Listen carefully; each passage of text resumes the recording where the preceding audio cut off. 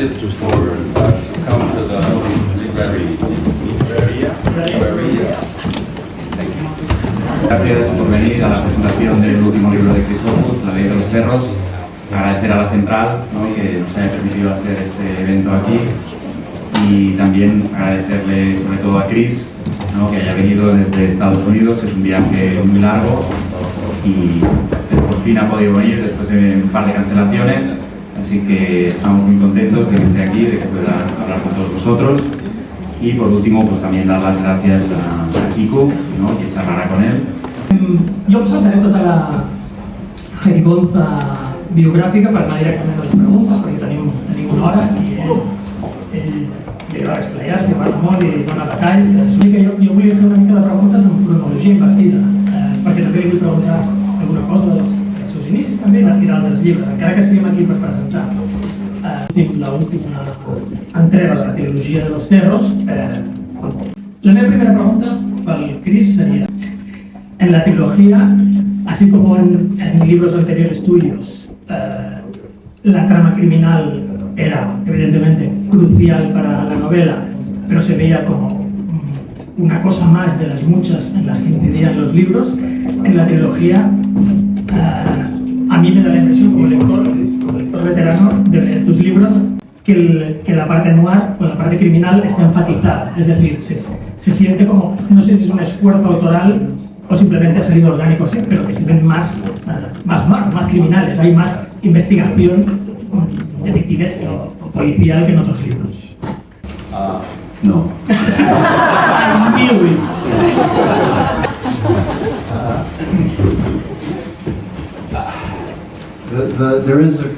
It opens with a homicide in order to make sure that the reader knows that it's going to follow that. I mean, it's an agreement that at the beginning of the book here's a dead body, and at the end of the book it will be solved. That's sort of the agreement with any crime or noir. But in between those two things, what I try to do is show the culture and the people and the way they think, the way they talk to each other. And of course, the land, which I love, all the birds and flowers and trees and butterflies and wildflowers and the light and the leaves and the creeks.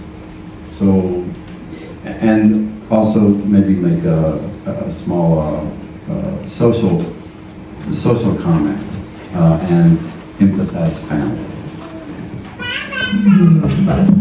I stand corrected. You thought that the crime was the most important part? No, yo lo que pensaba es que había un énfasis mayor en el crimen. Well, I don't know. I mean, I really don't know.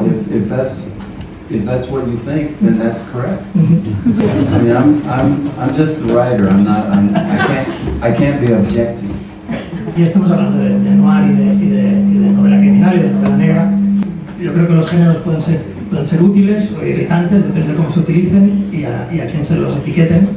Yo, desde que te leí por primera vez, aunque entendí que se te encajonara en un lugar como es el country noir o hillbilly crime, lo que sea, hay muchos nombres para llamar esto, tractor noir, como lo queréis llamar, pero mi impresión era que no eras un autor de esto en concreto, sino que eras un autor que podía escribir, un autor que escribía muy bien una historia y muy bien los personajes, como Graham Greene o Walter Tevis, o autores que podían hablar de cualquier cosa en realidad, no solo tenían que hablar de novela criminal rural.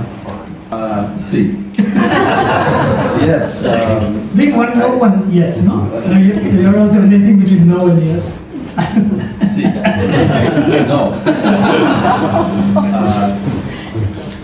I've read a lot of crime fiction. I love Graham Greene. I love Robert Stone. He's a great writer, and I like these writers who can, like you said, write about anything. As Dennis Johnson said, anything, anywhere, and write about anything. But I was always interested in the crime and the noir because I don't like laws, and I think that it's many good people will do something bad, in their lives for the right reasons. And there's many bad people who will also do something amazingly good for the right reasons. And that's what interests me about it, is not the black, white, good, bad, but the gray, in the middle.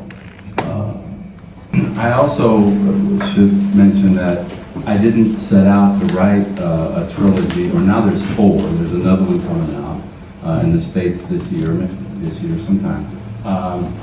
It was in quarantine, and I thought, well, I will try a crime novel. I've always wanted to write one, and I know criminals, and I know police officers, and I know soldiers, so I'll try it. And then I wrote it. There was nothing else to do. Lockdown, you know, and I finished it, and we were still in lockdown. So I thought, okay, I'll just write a second one. So it's an accidental series. I never set out to do it, but now I'm very happy with writing about these people. I love them. Yo no te iba a preguntar esto, pero ahora viene a cuento. ¿Tú eres personalmente fan de las secuelas?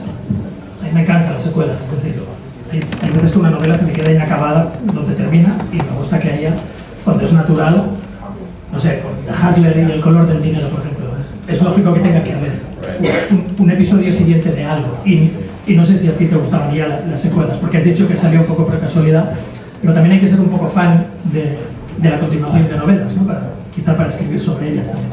I've read many series, and I like the good ones. Some aren't so good, right? And you can see the writer repeating himself or herself or doing the same thing again and again. So I always liked reading them, but I was afraid that if I started one, I would be trapped in it, or I would not be able to challenge myself sufficiently. There's some series where the character evolves over time, and that's what I like, because they grow, they change, the character changes, and those are my favorite. There's others where the first series I read was probably Tarzan, right? And there's, I think, 12 Tarzan novels as a child, but there's no difference, you know, there's no progression. Or Jack Reacher is very similar. He's the same in every book.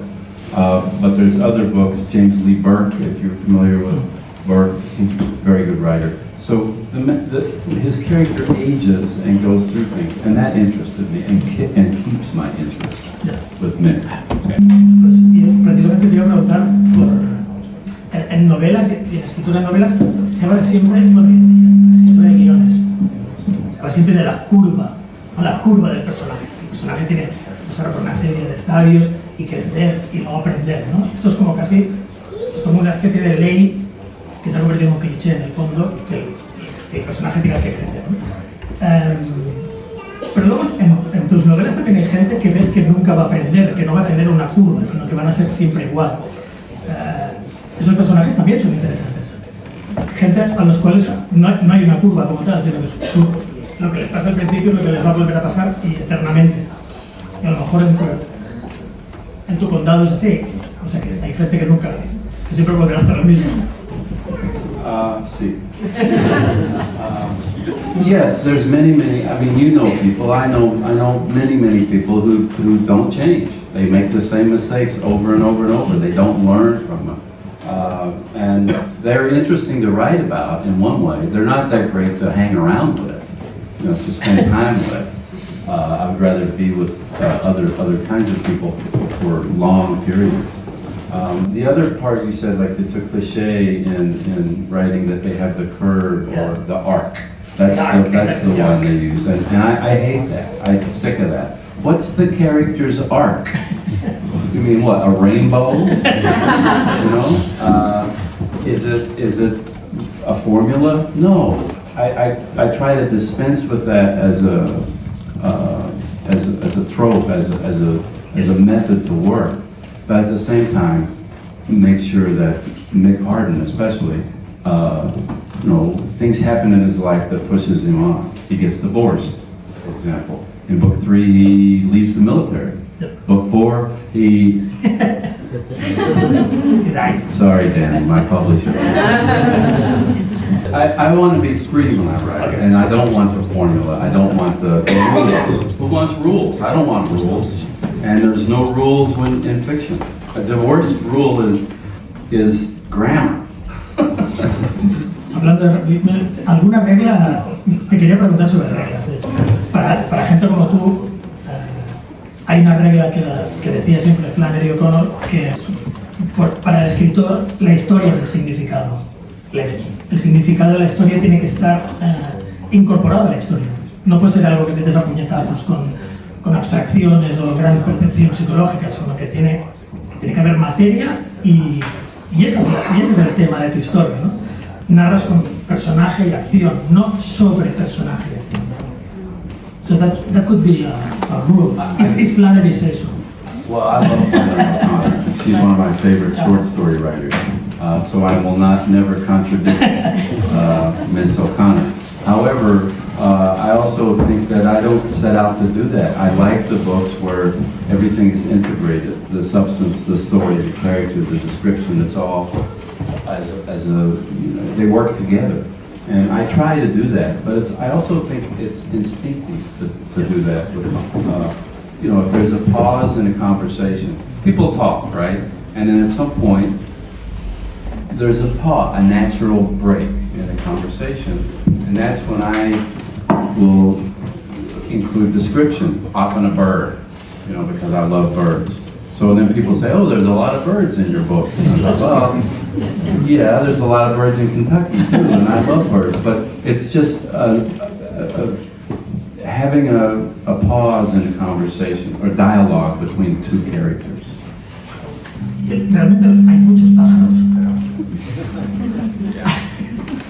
y eso me gusta mucho de tus libros, que haya tanta materia real. Dicho esto, lo de los pájaros, empecé buscando cada pájaro y al final decidí que serían todos un culón barceloní pintado. I was spending hours. Algunas cosas se pierden sobre la... Okay. I like, there's, in my home where I grew up, there's 200 people. So there's more birds, there's more animals than human beings. And as a child, I felt close to the birds and the animals and the deer and the rabbits and the fox and the squirrel and the possum and the otter and the raccoon. I could go on and on. They were my friends in a way. So I just include them in the book from Mick's perspective because I'm trying to write. Mick is like me. He thinks like me and talks like me, except there's one big difference. He's big, he's very tough, and he's extremely courageous. I just sit in a room by myself all the time and talk to birds. I don't wear pajamas. Hay una dicotomía aquí, ahora que has dicho de los pájaros y estar todo el día en contacto con la naturaleza. En mi padre pornógrafo, que es la historia de su padre, que era pornógrafo, como anuncia el título, es casi una biografía, de hecho, de él también, de su juventud, ¿no? Infancia. Y hay un fragmento en el que dices algo así como que la única norma que había en las casas de todos tus amigos era regresar cuando se ponía el sol, vaya, y tampoco se ponía en práctica. Por tanto, era un mundo mucho más libre en muchos sentidos, que estabas en contacto con lo salvaje, con los animales y tal, pero también era un mundo donde podían pasarte cosas horripilantes a cada minuto. Y no sé, en esa balanza... Yes, the only rule, first of all, I didn't really like to be in my father's house, so I spent most of my time outside and in the woods, and often with a book or with some buddies. And yes, I had to be back before dark, but after supper, I could go back out. But there was no danger. We were safe. We knew the woods. I walked through the woods to go to school, down a hill on a path. I felt more safe in the woods than, around in my father's home, or around other people. So there were no animals to threaten us, and in fact, I believe that the animals knew who I was. They said, "Oh, there's little Chris. Okay, hi Chris." So it was just safer. It was a source of solace and maybe spirituality. Like someone who goes to church a lot. For me, it was the woods, the woods, the woods, the woods. And still today, that's how I feel. Never in danger, in peril. Yo debo decir que me refería más a la posibilidad de que algún hijo de puta te haga algo, no que los animales. No, everybody knew everybody. Everybody knew everybody's family. They knew the parents, they knew the grandparents, they knew the cousins. There just wasn't that kind of social threat. And yes, many of the adults, were armed, but they're not going to go shooting a kid in the woods. And it was just safe. It's hard to explain. It was a small mountain community, and we looked after each other as much as possible. Te voy a hacer alguna pregunta de oficio también, porque creo que es importante entender cómo trabaja un novelista. Antes has mencionado el instinto, ¿no? Que hay cosas que haces, como todo buen novelista tiene que hacer, simplemente porque siente que es lo correcto, punto. Pero también hay cosas que aprendes con el camino. De hecho, es un arte, pero también tiene una parte de artesanía que se perfecciona a base de escribir y leer, claro, y de pasar muchas horas haciendo.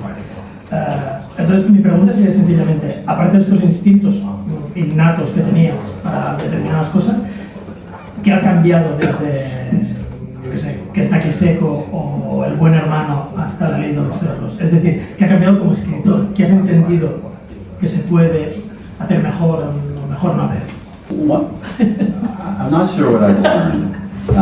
I have noticed that I write a first draft, and I never look at it. I don't reread anything until I'm completely finished with that draft, and then I go back and make it better. I cut, and I add, cut and add. My first drafts are very long.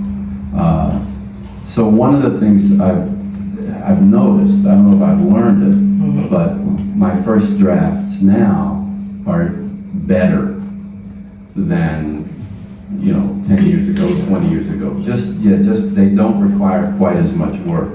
And I think it's just from practice. I think it's from years of doing it trying to do it every morning, and even if I don't want to.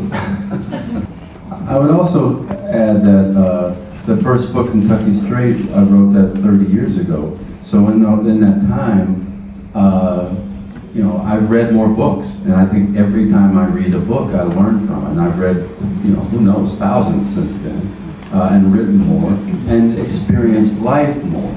So all those things have, I think, helped improve my writing. Pero empieza a haber aprendido, el otro día entrevisté a una escritora francesa que se llama Virginie Despentes, que la llamamos Despentes tranquilamente, con una pachorra impresionante. Y decía precisamente que pese a haber aprendido y todos los años de trabajo, se acercaba al primer manuscrito o al inicio de un trabajo con la misma inseguridad, terror, con la misma sensación de estarlo haciendo horrible, con la misma sensación de haber olvidado todo lo que habías aprendido. Y no sé hasta qué punto es algo que te sucede a ti también. Es algo que nos sucede a los novelistas, que crees que has aprendido, pero cada vez que empiezas un proyecto te da la sensación un poco de estar en pelotas en público y que se te ha olvidado todo. I think at the beginning of anything, there's a great deal of anxiety, and maybe not terror. I don't feel terror with it, but and freedom and concern that I will fail. Like, yes, I did these books. This one will be the one where I fail. But I also think that holds true at the beginning of any big undertaking, right? At the beginning of a marriage, there's a lot of anxiety and concern about the future. No matter how many times you've written, not as many books as I've written, but the beginning of anything, a trip, a vacation, it has that. And yes, I do, but I just try to ignore it and settle into it and enter as much as possible the moment. I try really hard to step into the imaginative world and see it, and then just write down what the characters do and write down what they say. I don't feel as if I'm pushing them around or trying to make them talk or trying to make them do so, take action. But I'm just going to watch them, and that reduces the anxiety. Also, would like to add that I'm fully aware that they are literary characters, that they're not real, they're from my imagination. But when I sit down to write, I don't see them as that. I see them as real people, and I try to write about people that I care about, and that many of them I love, and then bring compassion to their lives and their difficulties. And by thinking that way, I'm just able to sink into the narrative and sink into their lives until it's time to eat, you know, or do the yard, do work outside. But for me, it's just a case of stepping into the imaginary world, but believing that it is utterly real. And that's, the fact is, when I write, I'm writing about people that I love in a beautiful world. And I much prefer that to the rest of my life. Yeah. No, this is great, travel and meeting people, but you know, the rest of life is, you gotta eat, you gotta sleep, you gotta go to the grocery, you gotta put gas in your car, you gotta shovel snow, you gotta pick up sticks, you know, there's just these, you gotta pay the bills. I would rather be with people I love and in a beautiful world.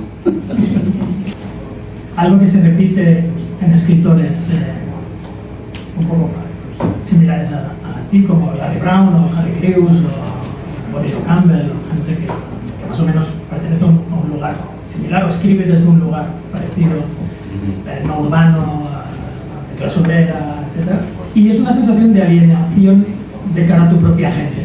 Es algo que Crews decía constantemente, es decir, amas a una gente de la que también quieres escapar constantemente.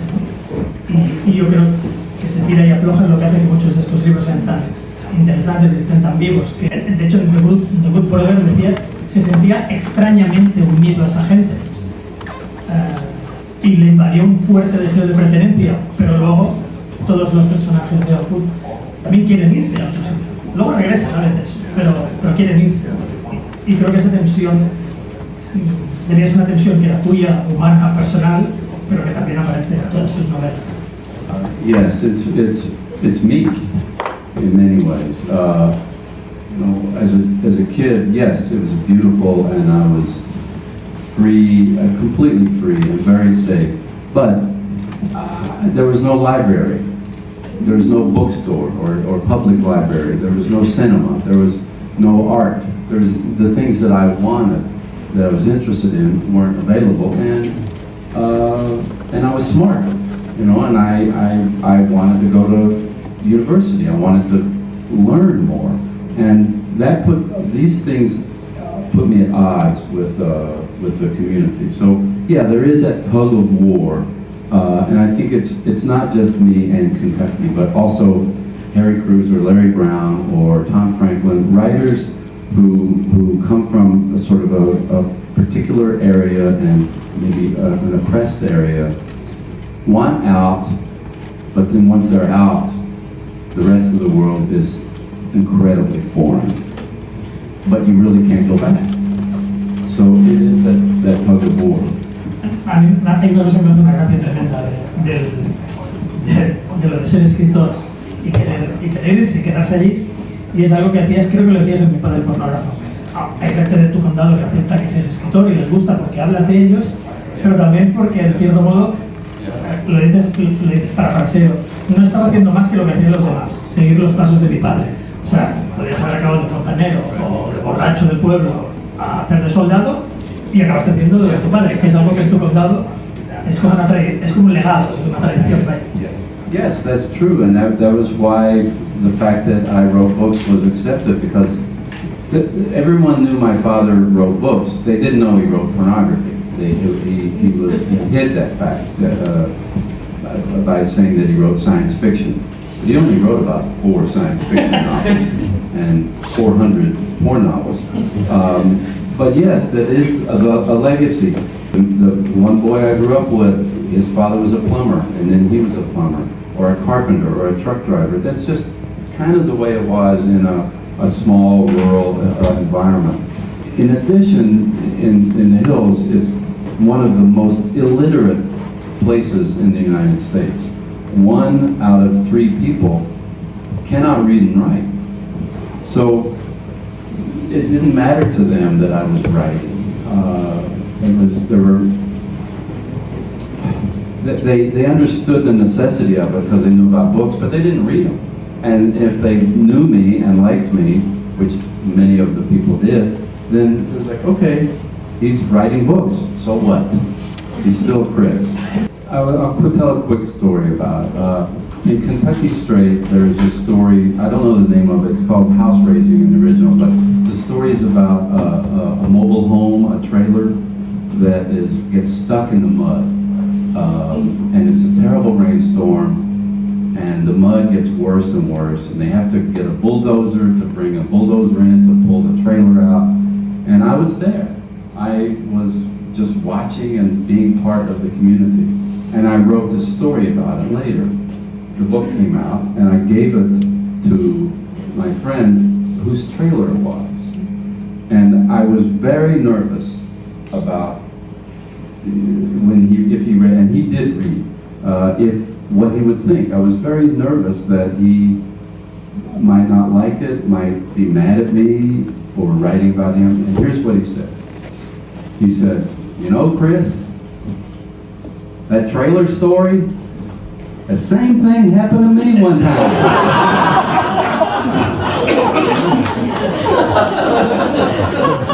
Fantastic.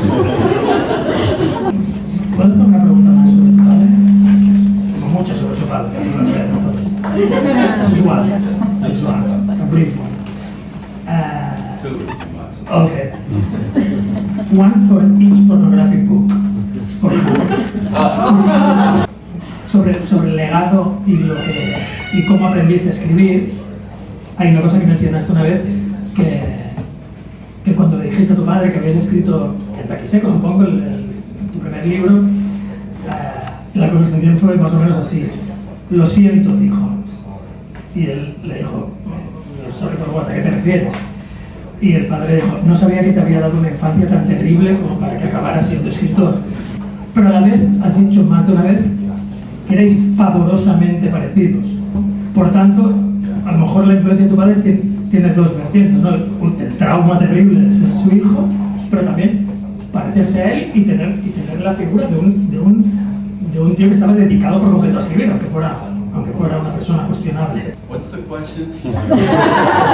The question being que tú has acabado siendo escritor, quizá por las 2 cosas, por el trauma y también por la figura de... O sea que tu padre tenía razón. The comment, yes, the comment that my father made was much more about him and his childhood, which is very indicative of my father, right? It's going to be about him, not me, not my book, nothing like that. When I was a kid, my father gave no attention to any of the children. I'm the oldest of 4, and my job was to take care of my younger ones. But I learned that the one thing that my father would give attention to was writing. So I started writing. And that was part of the reason I think that I did it was just to get some approval from him. But then later, you know, when I got very serious, when I read a lot of books and got serious about it, I thought, okay, Dad, I'll play your game and I'm going to beat you at it. You know? I'm not going to write pornography. I'll write serious literature. And that's what I did. And I did beat him at it. And I'm in Spain. And this is a man who never left, you know, the state. So it was, you know, the motivation is complicated. You know, it was to in spite of him, despite my father, and also because of him. it's terrible to think to have to admit, you know. Habíamos hablado del padre. Tú has mencionado varias veces que desde que comenzaste hasta ahora te has leído miles de libros.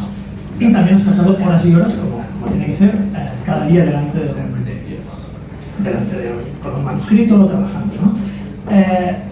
Pero no has mencionado en ningún momento lo importante que tiene, pues, pertenecer a Writers Workshop como el de Iowa, o haber tenido un cierto mentorazgo o apoyo de gente como Salter o Frank Conroy y gente así.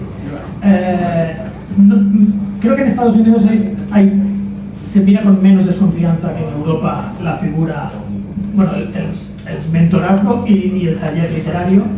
Y me preguntaba hasta qué punto crees que hubiera sido igualmente un buen escritor como eres sin los talleres, si lo podrías haber aprendido tú solo igualmente, o crees que el trabajo de taller y lo que te dijeron esos tíos te funcionó en práctica.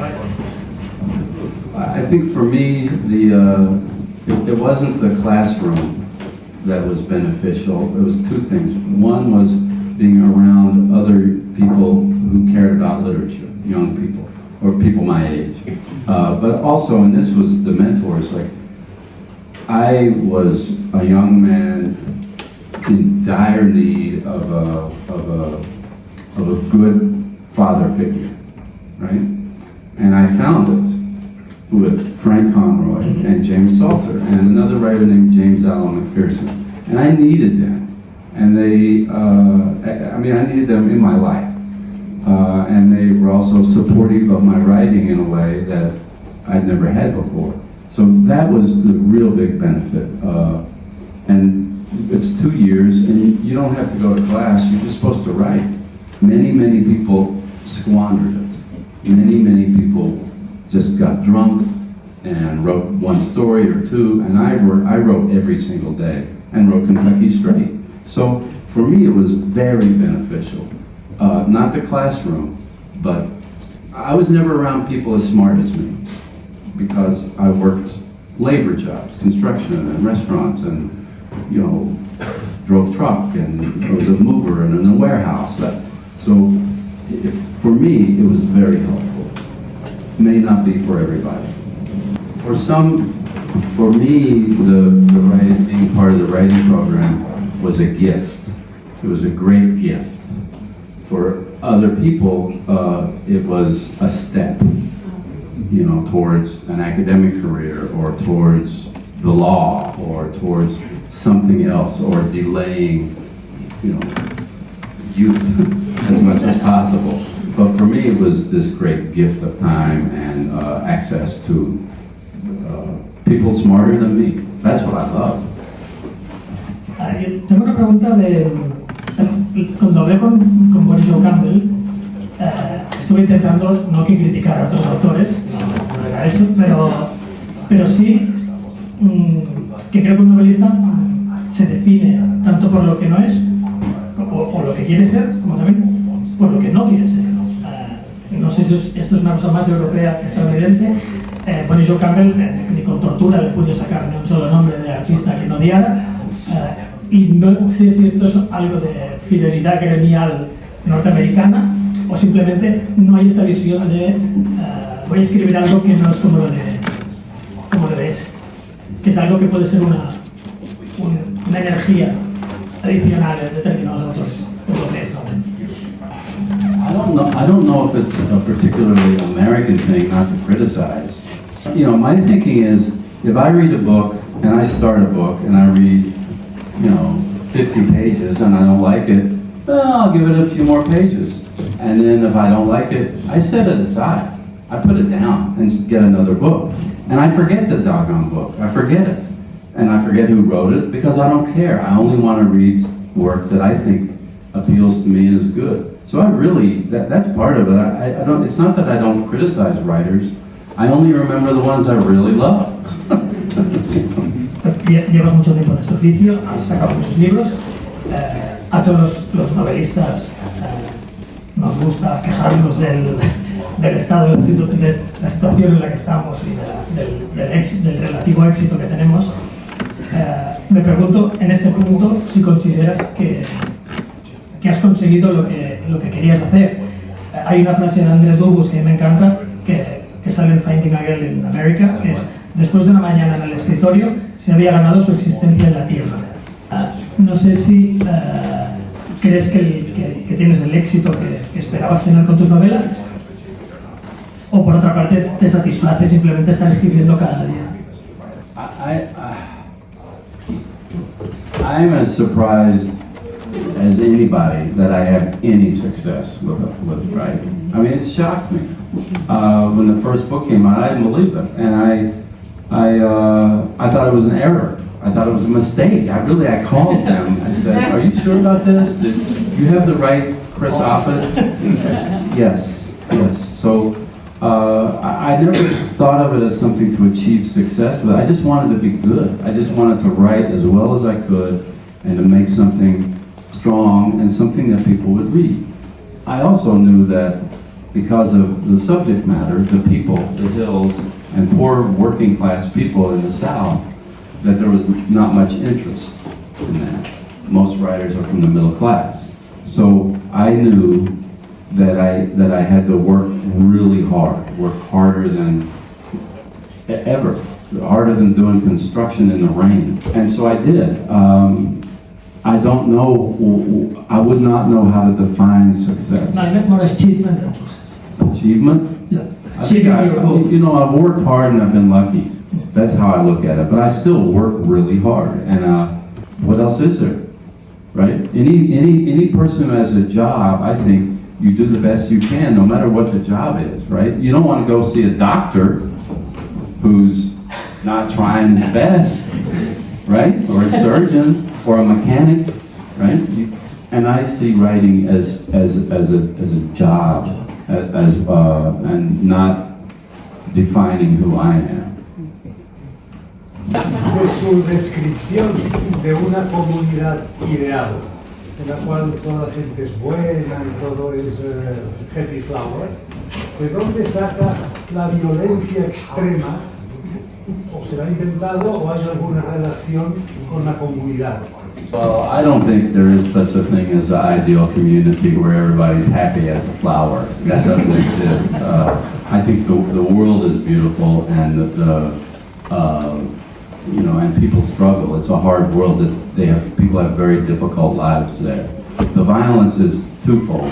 First of all, it creates drama for a narrative. So, I mean, it's the oldest form of love and violence are the two oldest. Whether it's Shakespeare or the Greeks or the Norse myths, right? Or the Old Testament, all of them, have violence and love and also family. So that's part of it.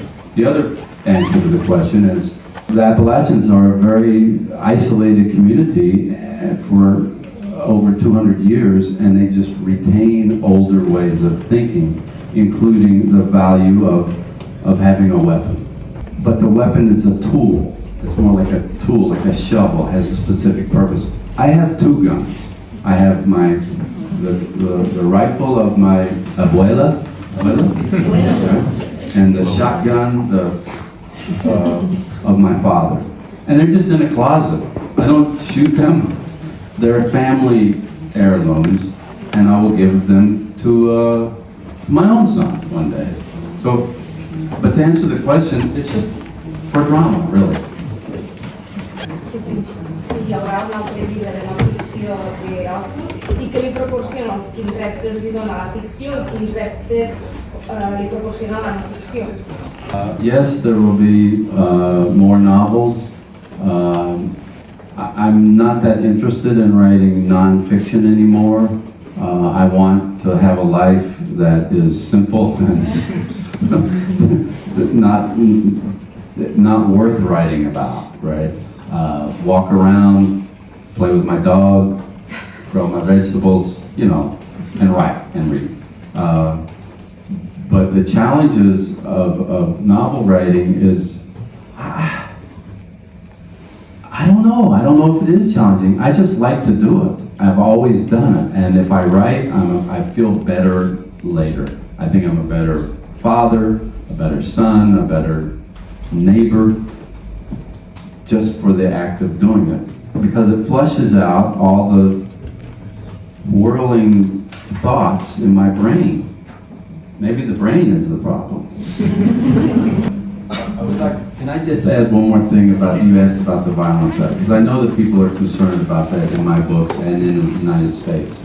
To put things in a context, I'm not trying to excuse it. I think military weapons should not be available to the citizens at all. But, yes, however, it has to, people have to make sure and understand that the United States is a very, very young country, 250 years, and it was founded and settled after the invention of gunpowder. So the pioneers, the Europeans who came there, they had weapons. That was not the case with any other country. Spain, many, many battles, many wars, right, with swords and knives and lances. You know, Don Quixote. but this is a big difference, and that idea of, and it's unfortunate, but the idea of firearms is unfortunately a big part of American culture, because there was hostile natives and hostile animals. So I'm not trying to excuse it. We're a violent country, and it's terrible what is happening. But there is this other thing, you know, France had the guillotine, right? Up until pretty recently. That's in public. Secret.